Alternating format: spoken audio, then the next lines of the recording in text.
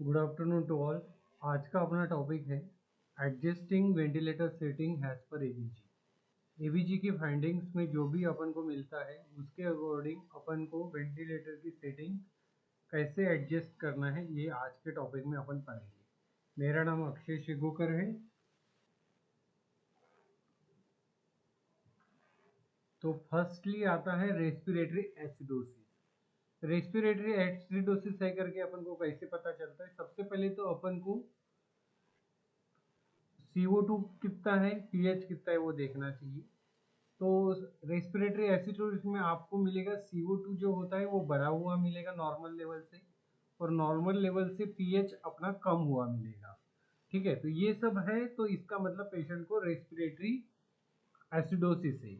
तो respiratory acidosis होने के रीजन क्या है, कॉजेस क्या है? तो पेशेंट को हाइपोवेंटिलेशन हो रहा होगा, ठीक है, या इनएक्यूरेट रेट और टाइडल वॉल्यूम होगा, तो रेस्पिरेटरी एसिडोसिस होने के चांसेस रहता है पेशेंट को।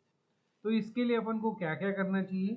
तो हार्ट रेट जो रेस्पिरेटरी रेट जो होता है वो बढ़ाना चाहिए, ठीक है। देन उसका टाइडल वॉल्यूम इंक्रीज करना चाहिए, एंड उसके बाद कोई एयरवे में ऑब्स्ट्रक्शन या सिक्रेशन तो नहीं है, ये सब चीज़ें आपको चेक करना है। तो क्या क्या चेक करना है?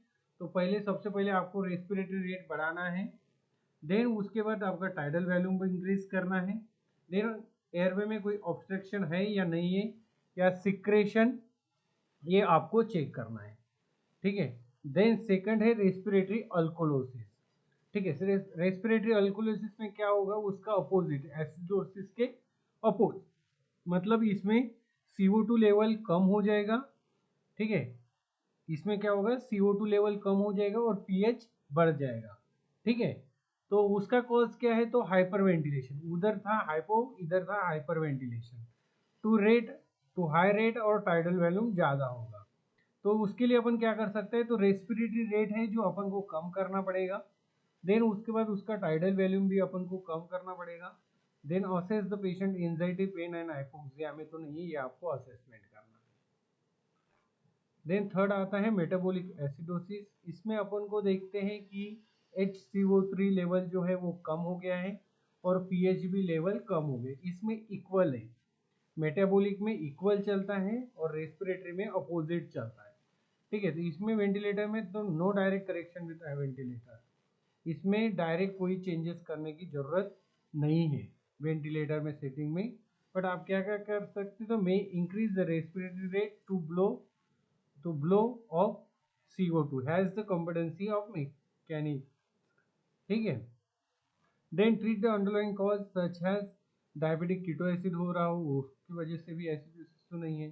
देन रीनल फेल्यूर है या शॉक में पेशेंट है, उसके कारण तो मेटाबॉलिक एसिडोसिस में नहीं जा रहा, तो ये आपको क्या करना है? ट्रीट करना है। देन मेटाबॉलिक फोर्थ है मेटाबॉलिक अल्कोलोसिस, जिसमें होता है HCO3 and pH normal value से बढ़ता है।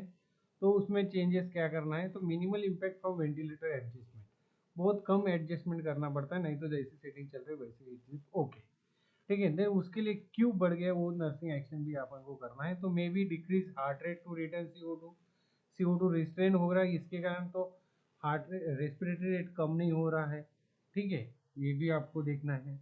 Then correct underline electrolyte imbalance, जैसे पोटेशियम तो कम नहीं है, देन क्लोराइड तो कम नहीं है, इसके कारण भी मैकेनिकल अल्कोहल हो सकता है, ये भी आपको देखना है। देन पेशेंट को फ्लूइड बढ़ाना है। देन फिर है हाइपोक्सीमिया। हाइपोक्सीमिया कैसे शो करेगा? तो जिसके कारण PaO2 डिक्रीज हो गया होगा, नॉर्मल और लो एसिड सैचुरेशन। तो आपको क्या करना है? तो इंक्रीज FiO2, FiO2 का फुल फॉर्म है फ्रैक्शन ऑफ इंस्पायर्ड ऑक्सीजन, ये आपको बढ़ाना है। Then increase the PEEP, PEEP means positive end of expiratory pressure, वो आपको बढ़ाना है। देन उसके बाद तो ensure proper patient positioning, semi Fowler position पे है या नहीं है, ये भी आपको देखना है। देन थैंक यू, यही था आज का अपना टॉपिक। अपन को इससे तो समझ में आया होगा कि एबीजी एनालिसिस करते टाइम अपन को क्या क्या चीज़ें देखनी है, क्या क्या नहीं देखना है। देन ऐसी वीडियो बनाने बदले रहने के लिए हमारा चैनल का नाम है मिस्टर अक्षय शिगोकर। इस चैनल को आप subscribe, like and share, comments भी कर सकते हैं।